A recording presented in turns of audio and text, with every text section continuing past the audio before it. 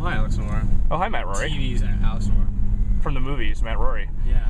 So, we're not going to go see Inception again. That's not why we're in the car right now. You've seen it twice, haven't you? I have. I saw it again last night. That's good. And we are actually headed to the whiskey offices to bring my stupid-ass drums over there because someone thought that was a good idea. So, someone who shall remain nameless. Yeah, someone thought that was a great idea, and I'm going to agree with him. So we are moving my stuff. But you wanted to talk a little bit more about Inception, and we were thinking about maybe that might be nice to have a little discussion.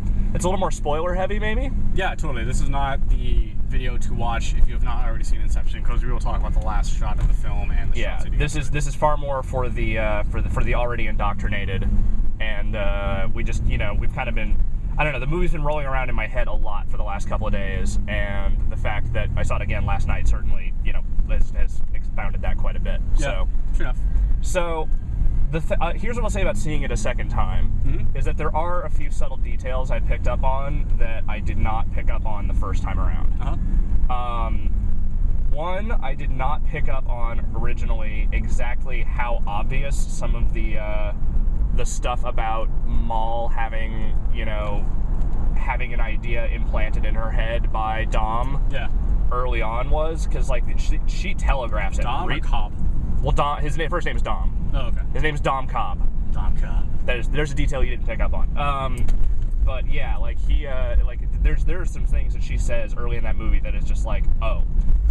Show the people some beautiful San Francisco. It's gonna be a boring video because it's my face for like 10 minutes. You have an awesome face, though. Two, regarding Cillian Murphy and his adventures talking to his father.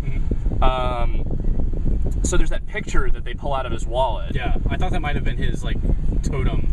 Yeah, but so there's that little pinwheel thing that's in the photograph that I did not realize was in that photograph when they pulled it out of the safe. I didn't see that either. Yeah, so that's that was the significance of the sort of hand-drawn as a child pinwheel thing that he made that's in the photo. Which they planted in the safe for him to find and for him to have his idea. So that was something that I had not picked up on originally, and made that scene of him breaking down a lot more good.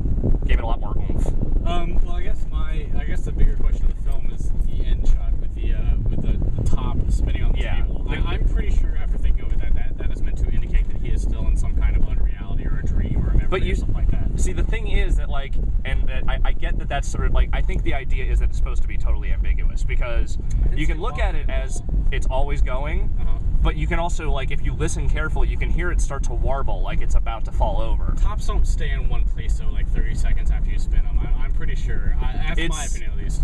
But the question there is that because we see him waking up on the airplane, but we don't see what happens between him and Saito in Saito's little old man dream. That's the thing. That's the one very nebulous part of the movie that I was, and even seeing it again, I was still sort of so what happened there? Yeah, they cut that off very abruptly, and that's where the ambiguousness is supposed to come from. I think did Saito and he talk and maybe try to go further into limbo, and they both have their.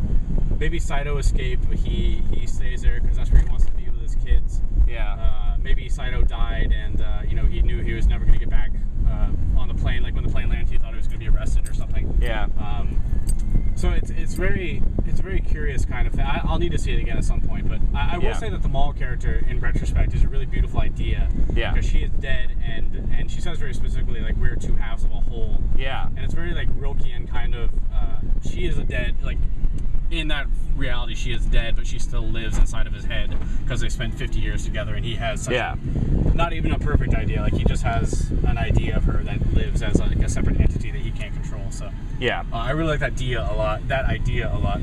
But yeah, people are going to be talking about the ending for a while, I think. I think so too. And whether or not the entire movie was in some kind of dream state that he's even the parts in Mombasa, the real world, quote unquote, are supposed to be in all. I'm gonna say no. I'm coming out pretty firm that there is there are the bulk of that film, or at least the bulk of the early film, is in real world, real world, and that you can look at the ending as nebulously as you want, but as far as I'm concerned, there is a reality there. He has not been in a dream world the entire time. I think that's going a little overboard for what the movie actually shows you. I don't know. I think that's kind of the. I know if Nolan will ever speak about it. Maybe he will on the commentary track. We'll have to wait and see. Yeah. But, I think that's definitely one interpretation of that ending. Yeah.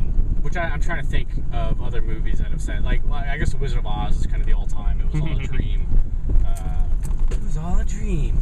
But when you're talking about a movie, Dallas. I forget which one. Yeah, there's one of those. Saying General's Hospital, or I don't know. There's one of those shows where the entire series run was a dream, and then there's obviously St. Elsewhere, where the entire autistic kid, Snow Globe. Yeah, that's great. This is not that. I really don't think this is that. It's way too logical and way too realistic to really kind of cast those aspersions.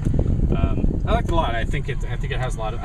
The weird thing about it, I don't think it necessarily has as many interpretations as, like, it's not one of those movies that it's not a Cronenberg movie or a Lynch movie where you can look at it in multiple ways. It's really kind of it's not other than some of the naming conventions and some of the, like, a few bits and pieces, like, it's not overboard on the symbolism. Yeah, no. There's the mirrors and keys and locks and safes. No, I'm saying not overboard. Yeah. Like but see, like, the things that are symbolic are very obvious. I would have killed to see what Lynch would have done with that universe, though. It's very much like, probably would have made it unwatchable, frankly. Well, if you've seen Mulholland Drive, that movie is about a dream, like a long dream. Yeah. But that only ends like 20 minutes before the movie ends. Yeah. And I also didn't like Mulholland Drive at all. I think it's a really interesting film. It's not a movie I enjoy watching over much, but the thoughts that are imbued in that movie are really interesting. Keeps all blue. Yeah. So yeah, I don't know. I like the movie a lot. I need to see it again, but I think just want to get some thoughts down on video and let you guys talk as much as you want to. In this comment thread, this is a time when you should be, as open about spoilers as you possibly can, because that's, very much what we because, like, the review and, like, the quick and dirty, we wanted to keep it spoiler free as possible. But now that, like, the weekend, people are seeing it, it, like, now is the time to kind of get real heady on this shit, I think. So there is one more point I want to add, which is that seeing that movie with a crowd of people who are not, like, huge film files, which is what I did last night, was interesting, because they all liked it a lot. They're all movie fans, but, like, they're not, like, they don't do this for a living the way we do. And it was just sort of interesting the details they latched onto more than, like, say, I did. Like, they kept talking about the action stuff a lot. Yeah. And they talked a great deal of, like, the van falling, like, ever slowly became almost like this running joke throughout the movie. Like, every time it would come on, people would just sort of, like, start giggling, because it's like, oh god, that van is still going. That's what annoys me about people in theaters, where they laugh at that movie. That's supposed to be a tension-filled moment where like, you want them to get done with everything they need to do before the van is over with. I can't stand when people laugh at stuff like that. Yeah, it's one of the really annoying things about moving away from me. Yeah. But, the only weak spot I thought in the film was the action sequences in the ice world. Well, that was another thing that got pointed out to me, because I went there with a bunch of gamer dorks, and they were like, "That is straight up Modern Warfare." That level is straight up, like, that whole section is like, straight up Modern Warfare, and it's like, here is this big tower building, and you have to try and get in there, and there are all these dudes that are coming after you. And it is straight up set up like a Modern Warfare level, and I had not thought of that until someone said it. I kind of doubt Nolan's a big Modern Warfare guy. I don't either, but I wouldn't be surprised if, like, some of the production design people. I think the reference there might be more to James Bond, especially with the skiing bits. It is very Bondian, yeah. There's definitely some. But I just thought that section was the weakest of the various ones.